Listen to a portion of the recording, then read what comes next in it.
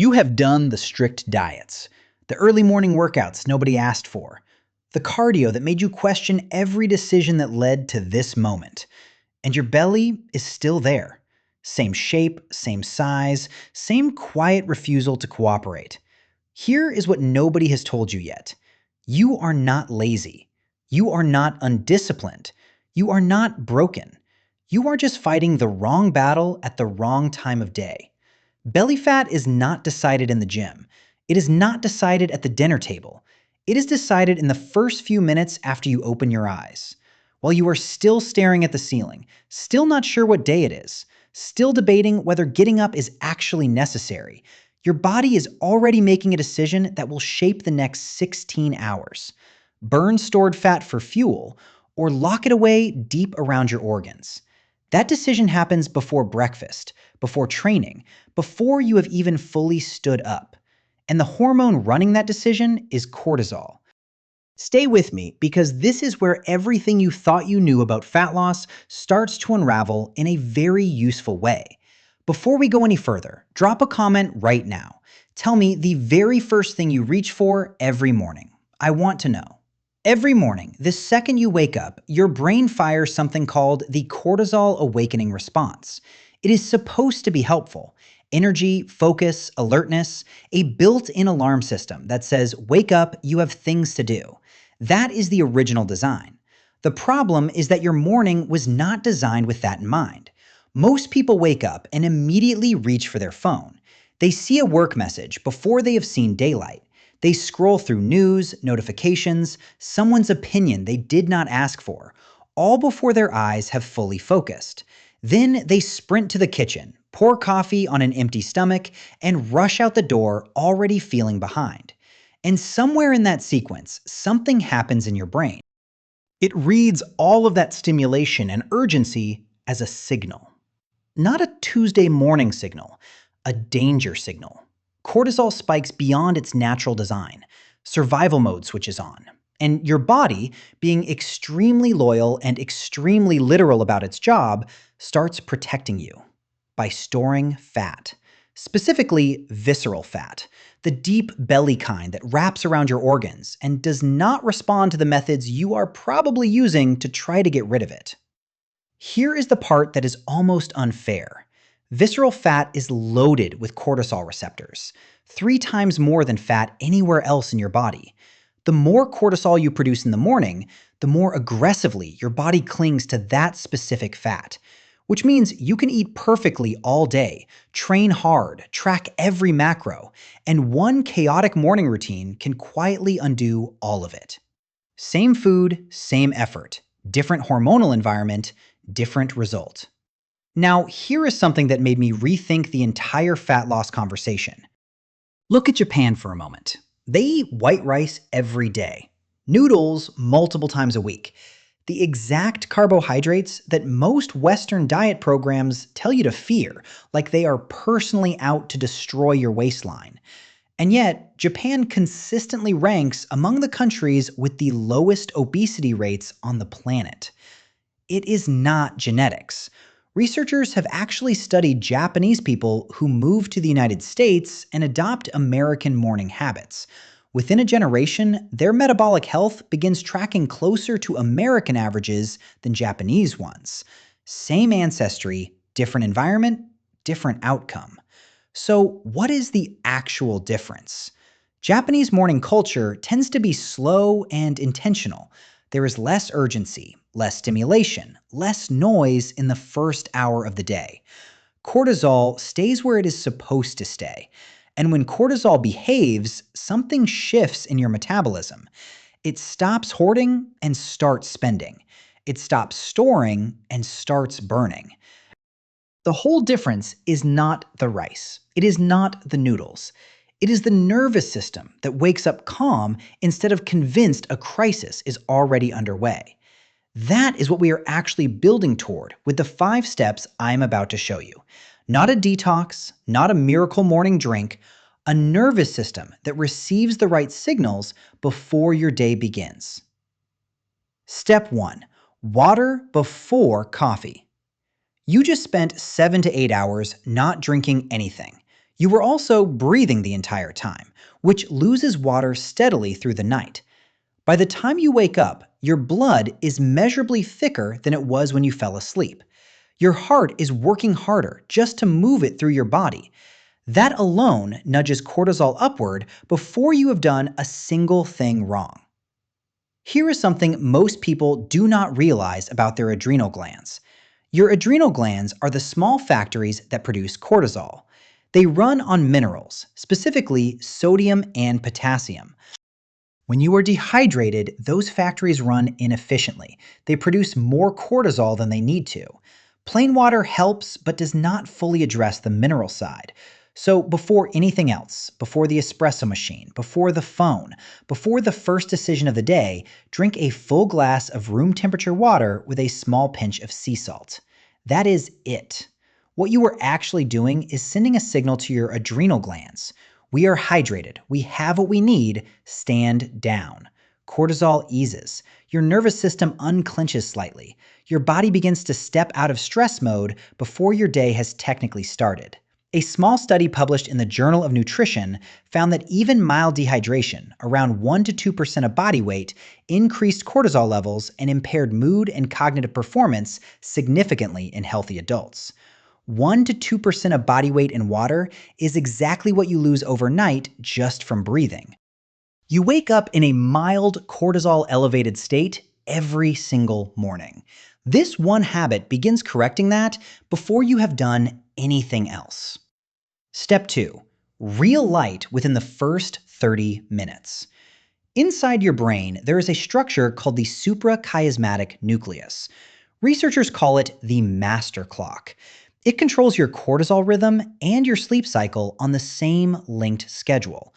When that clock is properly set, cortisol rises cleanly in the morning, drops steadily through the day, and falls to its lowest point at night, when you are supposed to be sleeping and burning fat. When that clock drifts, and it drifts easily in modern life, cortisol stops following that pattern. It stays elevated for no obvious reason throughout the day. You feel exhausted and wired at the same time. Tired body, anxious mind. Cannot fully relax. Cannot fully focus. That particular combination is extremely familiar to most people. And most people have no idea why it happens. Your kitchen lights cannot fix this. Your phone screen cannot fix this. Only actual outdoor sunlight contains the specific wavelengths of light that reset this internal clock. Within the first 30 minutes of waking, step outside. 5 to 10 minutes is enough. No sunglasses, no phone, just light reaching your eyes and skin. What follows is a clean, properly calibrated cortisol spike in the morning and a controlled drop throughout the rest of the day. Serotonin rises alongside it. Your body learns to burn energy when the sun is up and recover when it is not.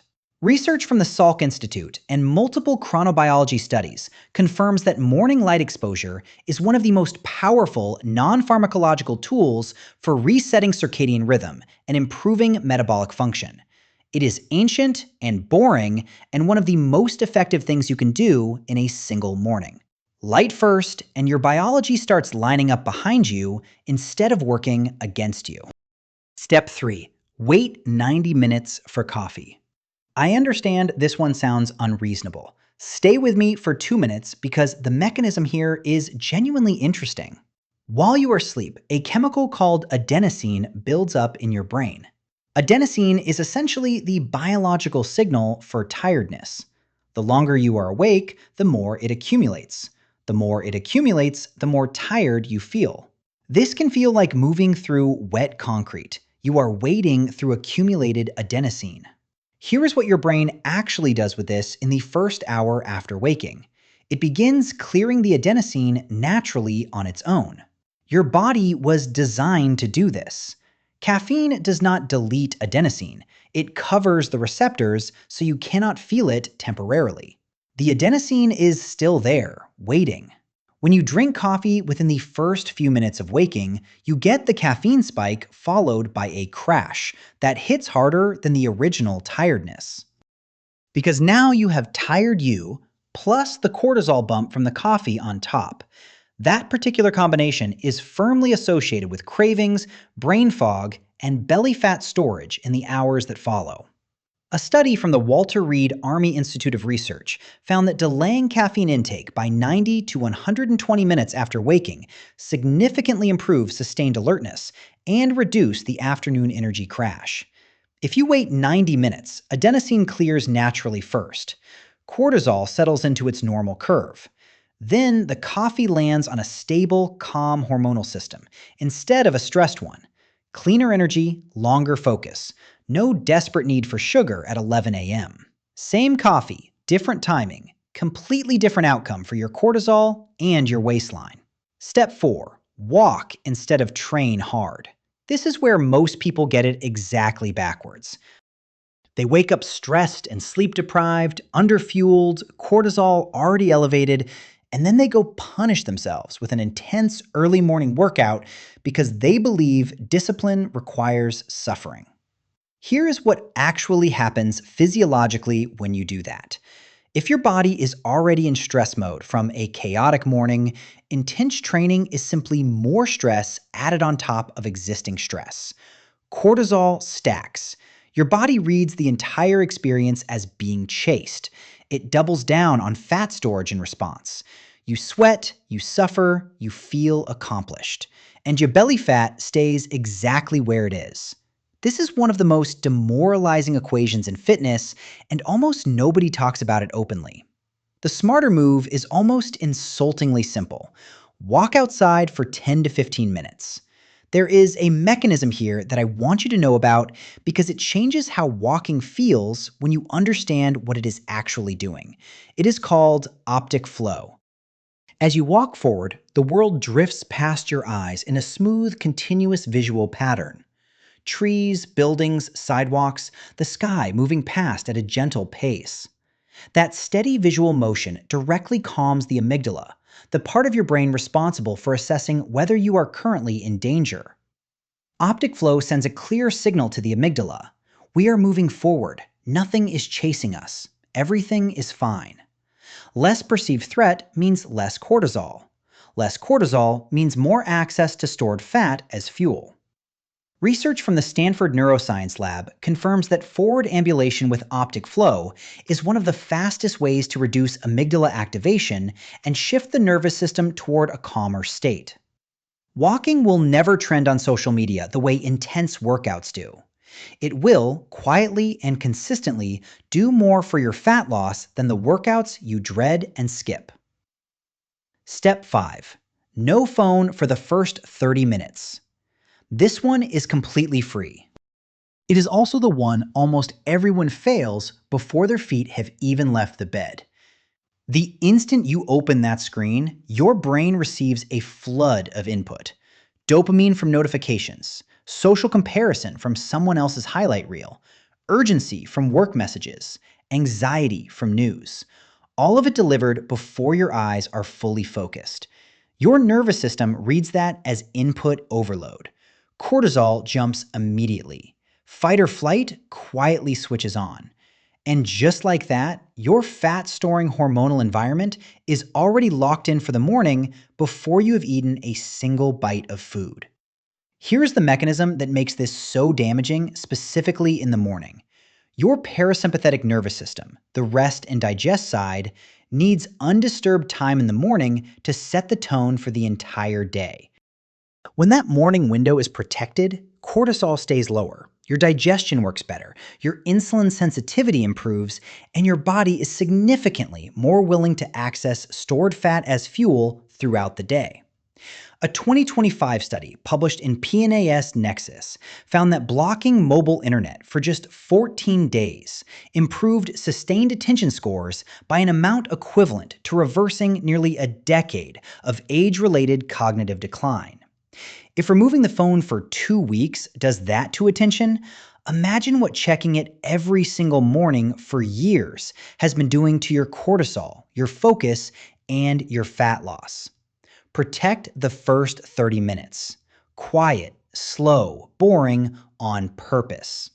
Mental calm in the morning is not a lifestyle trend. It is biochemistry with better marketing. Here is the complete sequence in the exact order that matters. Wake up and leave the phone alone. Let your brain come online without immediately being pushed into stimulation and urgency. Drink a full glass of room temperature water with a small pinch of sea salt. Adrenals first, caffeine later.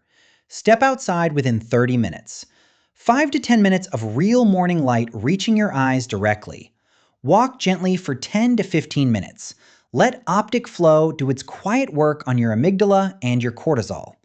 Wait approximately 90 minutes for your first coffee. Let adenosine clear naturally and let cortisol settle into its proper rhythm first.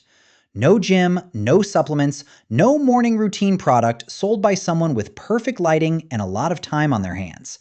Just removing the invisible stressors that have been quietly blocking your fat loss this entire time. Here is what I want you to actually notice. Not the scale, not a measurement. Tomorrow morning, pay attention to how your hunger feels at lunch. Pay attention to your energy level at 3 p.m. Pay attention to how your body feels when you lie down tonight. Your body gives you feedback much faster than any scale does. And that feedback is going to tell you that something shifted.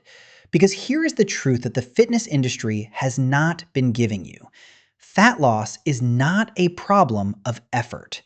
Most people trying to lose belly fat are already working hard enough. It is a problem of signals. Your body is not refusing to burn fat because it is broken. It is refusing because every morning it receives a series of signals that tell it today is an emergency and stored fat needs to be protected. Change the morning signals and everything downstream changes with it. Fix the morning and fat loss stops feeling like a fight you keep losing. It starts feeling like something your body is finally willing to do. Now I want to hear from you. Which of these 5 steps is going to be the hardest one for you to actually implement? The phone, the 90-minute coffee wait, or getting outside in the first 30 minutes? Drop it in the comments right now. I read every single one. If this changed how you understand the relationship between your morning and your metabolism, subscribe to What Science Reveals. This is what we do here. The hidden logic behind what your body is doing on purpose, even when it feels like it is working against you. See you in the next one.